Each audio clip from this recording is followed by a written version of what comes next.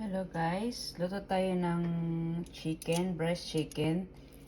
Tapos yung tinimpla ko dito is I'm using Himalayan salt, konti lang. Tapos yung Mrs. Das herbs. Ayan, ito lang. Ito yung gamit ko, yung original na ano.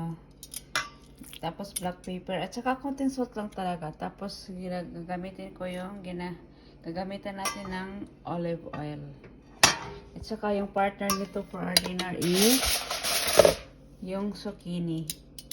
Igigisa ko siya later. Yung zucchini. Ito siya. Luto na tayo. So, ito na siya guys. Gamit ko yung olive oil. Pinapan-fry ko lang siya. Ayan. Natin ko siyang maluto.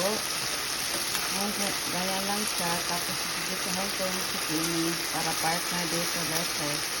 Tapos yung partner namin dito is yung mashed potato lang. Para nasa healthy tayo. Okay?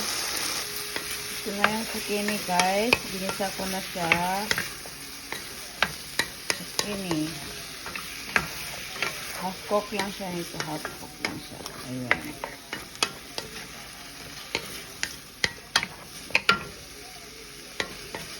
Ayan. Zucchini. Lagyan natin ng cooking lang. Then, cooking na guys. My breast chicken and zucchini. That's it. That's only. Siniparate ko yung vegetables. Then, siniparate ko yung pinapan-fry yung chicken. That's it.